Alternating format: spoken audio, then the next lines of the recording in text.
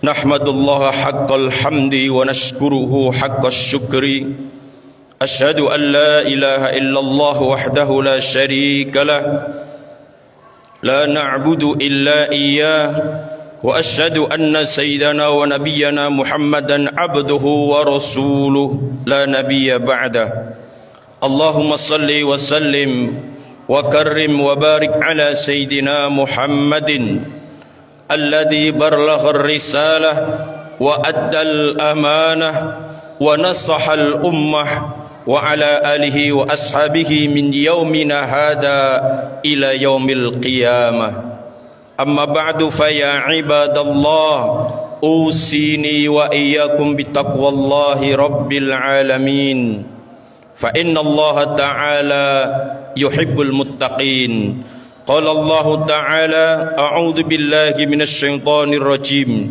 يا أيها الذين آمنوا اتقوا الله حق تقاته ولا تموتن إلا وأنتم مسلمون صدق الله العظيم Ma'asyiral muslimin al-mayamin rahimakumullah. Mengawali khutbah di hari yang penuh berkah, di pagi hari ini mari kita bersama senantiasa bersyukur kepada Allah Subhanahu wa taala dengan memupuk keimanan yang terpatri pada setiap diri kita, sehingga iman kita subur dan membuahkan amal-amal soleh keseharian. Amal-amal soleh dan amal kebajikan yang kita kerjakan setiap saat, yang dilandasi dengan tauhid yang hanif, lurus, itulah yang akan menjadi bekal yang paling berharga bagi kita masing-masing ketika Allah Subhanahu wa taala menjemput kita dengan ajalnya. Semoga semua amal yang kita kerjakan, amal soleh yang kita laksanakan akan mengantarkan kita menjadi orang-orang yang lebih dekat dan hanya bertakwa kepada Allah Subhanahu wa taala. Ma'asyiral muslimin al-mayamin rahimakumullah.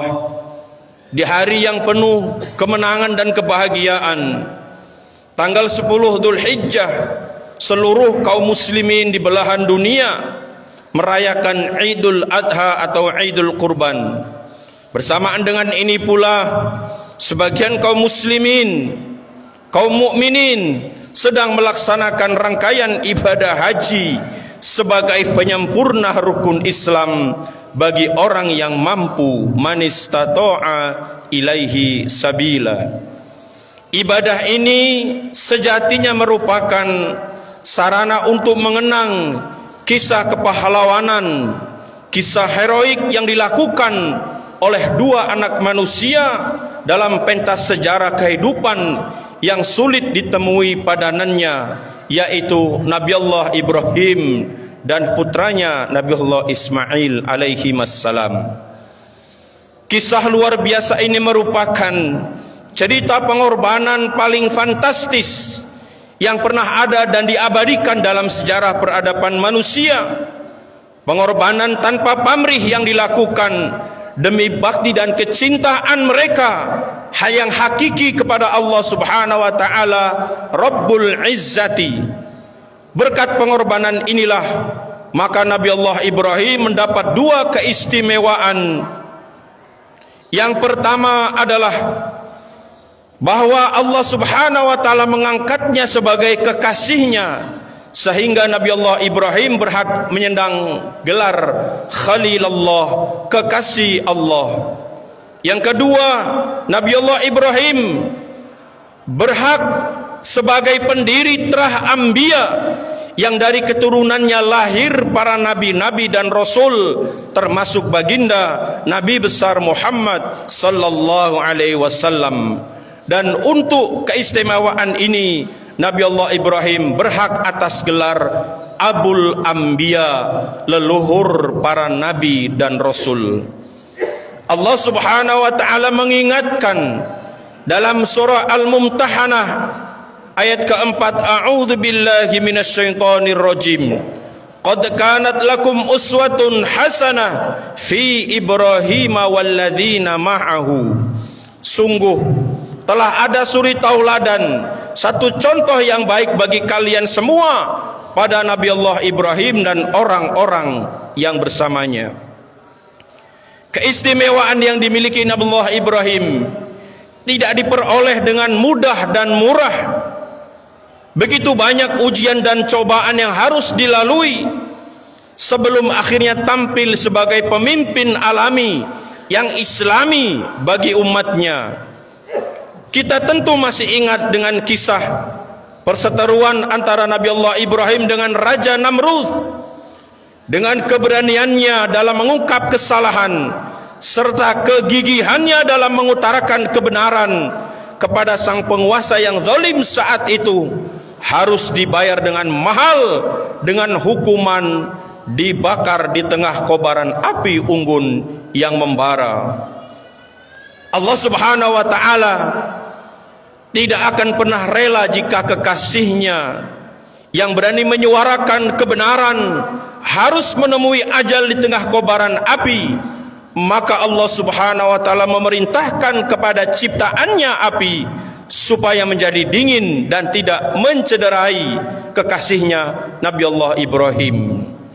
Ya naru kuni bardan wassalaman ala Ibrahim. Wahai api, jadilah kamu, jadikan dirimu dingin dan menyelamatkan atas kekasihku Nabi Allah Ibrahim. Ma'asyiral muslimin al-mayamin rahimakumullah. Semangat Nabi Allah Ibrahim inilah yang harus diwarisi oleh setiap muslim dan mukmin ketika berhadapan dengan para pemimpin yang zalim, pemimpin yang arogan, yang mungkin selalu melakukan perbuatan dusta dan kebohongan.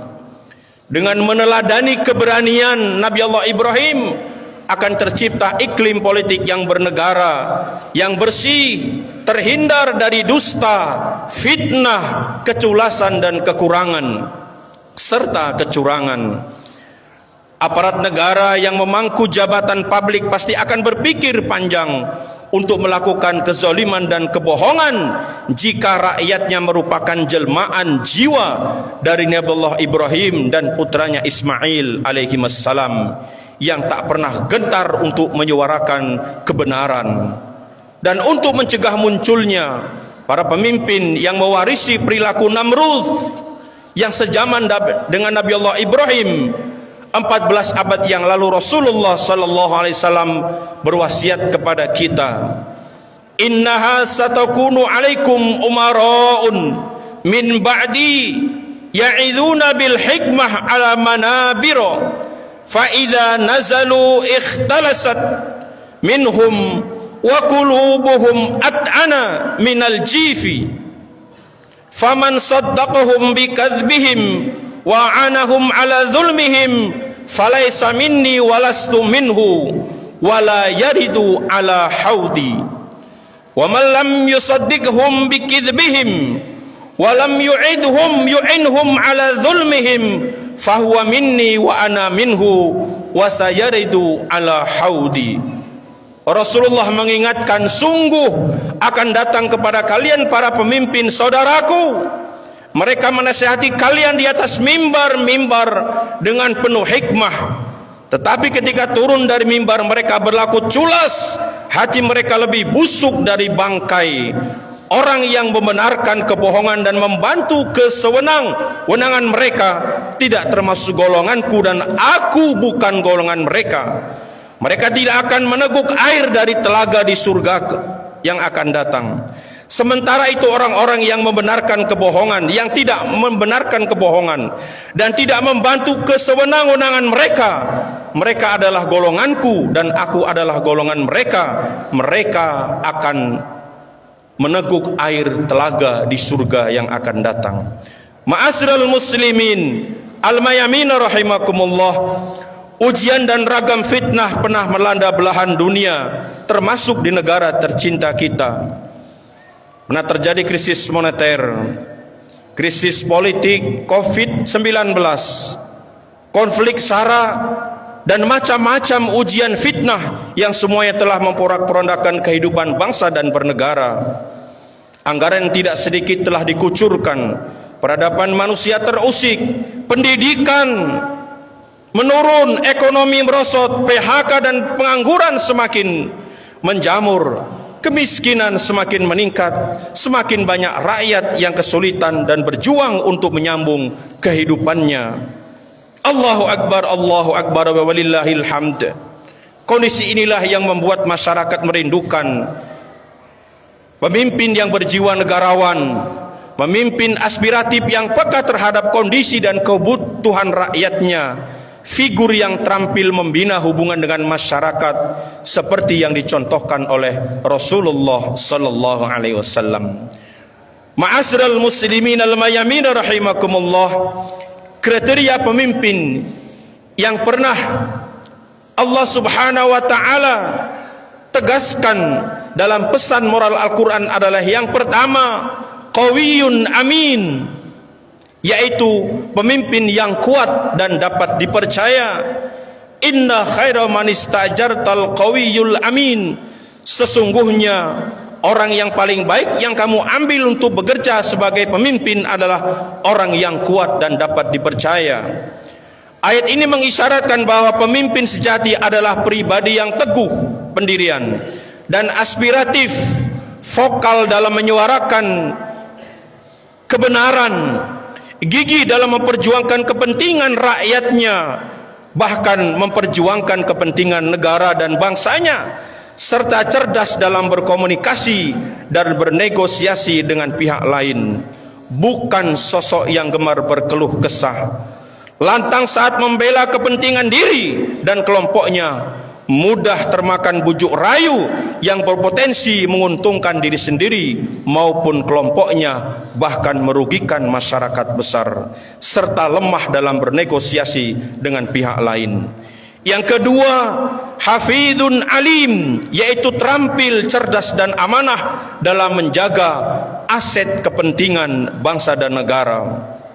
Allah Subhanahu wa taala menggambarkan dalam salah satu ayatnya, qala ja'alni ala khazainil ardi inni hafidun alim. Ya Allah, jadikan aku bendaharawan negara, sungguh aku adalah orang yang pandai menjaga dan berpengetahuan lagi amanah.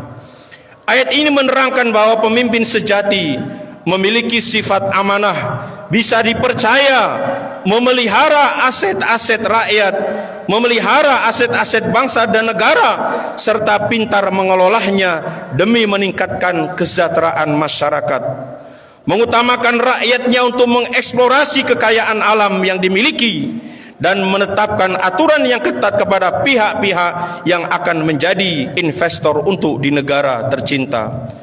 Ia tahu betul bahwa kekayaan alam adalah anugerah Allah Subhanahu wa taala kepada penduduk dan masyarakat, sehingga ia tidak akan pernah rela tergoda untuk memanfaatkan secara pribadi ataupun golongan. Pemilik karakter hafidun alim pasti berusaha keras meningkatkan produktivitas masyarakat untuk mencapai kemandirian ekonomi bangsa agar menjadi tuan di negerinya sendiri, dan tidak akan pernah membiarkan penduduknya, rakyatnya, masyarakatnya hanya menjadi buruh bagi investor atau perusahaan asing yang meruk kekayaan alam di negerinya. Yang ketiga adalah bastotan fil ilmi wal jismi, yaitu berwawasan luas dan sehat jasmani rohani. Allah Subhanahu wa taala mengingatkan, innallaha astafahu alaikum wa zadahu bastatan fil ilmi wal jismi. Sungguh Allah Subhanahu wa taala telah memilih pemimpin yang memimpin kalian dan menganugerahinya ilmu yang luas, lagi tubuh badan yang kuat perkasa.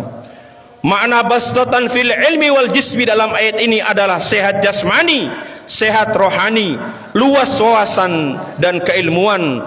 Karakter ini sangat penting bagi seorang pemimpin karena persoalan umat dewasa ini sangat kompleks, beragam, dan menuntut penanganan yang cepat dan tepat dengan menyelesaikan masalah tanpa harus mengorbankan lainnya atau membuat masalah baru yang semakin rumit dan merugikan banyak pihak. Allahu Akbar, Allahu Akbar, Allahu Akbar, walillahil hamd. Sebagai abdun min ibadillah dan sebagai khalifah fil ard, Kita semua memiliki tanggung jawab yang sama dalam memperjuangkan nilai-nilai kebenaran dan keadilan demi terciptanya tatanan masyarakat berbangsa dan bernegara yang bersih dan amanah. Semoga suri tauladan yang ditunjukkan oleh Nabi Allah Ibrahim dan putranya Ismail alaihimassalam tidak hanya sebatas menjadi khazanah ilmu yang menghiasi cakrawala pengetahuan kita, tapi menjadi sumber inspirasi. Menjadi sumber inspirasi untuk memulai perubahan menuju kehidupan yang lebih baik di masa yang akan datang, sehingga negeri yang tercinta ini menjadi negeri baldatun thayyibatun wa rabbun ghafur, negeri aman, makmur dan sejahtera di bawah naungan rahmat dan ridho Allah yang Maha Pengampun. Ma'asyiral muslimin rahimakumullah, melalui mimbar yang mulia ini saya sebagai khatib mengajak kepada jamaah sekalian, kaum muslimin dan muslimat dan semua pihak, anak-anak bangsa, untuk menjadikan Idul Adha sebagai momentum dalam meningkatkan semangat juang, semangat kurban untuk perubahan dan perbaikan demi kemajuan dan kemaslahatan bersama. Diangkatnya fitnah, bala dan bencana dari bumi pertiwi ini diberikan solusi terbaik dari permasalahan yang memelit dan menghimpit bangsa sampai saat ini. Dan juga kita berdoa mudah-mudahan saudara-saudara kita, keluarga kita, kaum muslimin dan muslimat yang saat ini sedang menjadi duyufur rahman, tamu-tamu Allah, semua mereka akan menjadi haji dan hajah yang mabrurah dan tidak ada balasan yang pantas kecuali surga rahmat dari Allah Subhanahu wa taala. Amin ya rabbal alamin. A'udzu billahi minasyaitonir rajim. Bismillahirrahmanirrahim. Inna a'tainakal kautsar fashalli li rabbika wanhar inna syani'aka huwal abtar. Barakallahu li wa lakum fil Qur'anil azim wa nafa'ni wa iyyakum bima fihi minal ayati wadh-dhikril hakim wa taqabbal minni wa minkum tilawatahu innahu huwas sami'ul alim. Aqulu qawli hadha wa astaghfirullahal azim li wa lakum wa lisairil muslimina wal muslimat fastaghfiruhu innahu huwal ghafurur rahim. Allahumma shalli ala sayyidina wa habibina wa syafi'ina wa zuhrina wa maulana Muhammad wa min khiyari ummatihi wa min syarri syafa'atihi bi rahmatika ya arhamar rahimin. Allahu akbar, Allahu akbar, Allahu akbar, Allahu akbar, Allahu akbar, Allahu akbar, Allahu akbar, Allahu akbar kabira walhamdulillahi katsira wa subhanallahi bukratan wa asila. La ilaha illallah wahdahu la syarika lah, lahul mulku wa lahul hamdu yuhyi wa yumiit wa huwa ala kulli syai'in qadir. Alhamdulillah, alhamdulillahi rabbil alamin. Nahmadullah subhanahu wa ta'ala wa huwa waliyul mu'minin. Innal hamdalillahi nahmaduhu wa nasta'inuhu wa nastaghfiruhu wa nastahdihi wa na'udzu billahi min syururi anfusina wa min sayyiati a'malina. May yahdihillahu fala mudilla lahu wa may yudlilhu fala hadiya lahu. Asyhadu an la ilaha illallah wahdahu la syarika lah, la na'budu illa iyyah, wa asyhadu anna sayyidana wa nabiyyana Muhammadan abduhu wa rasuluh la nabiyya ba'dah. Allahumma salli wa sallim wa barik ala sayyidina Muhammadin sayyidil mursalin wa ala alihi wa sahbihi ajma'in. Amma ba'du, fa ya ibadallah usini wa iyyakum bittaqwallahi rabbil alamin.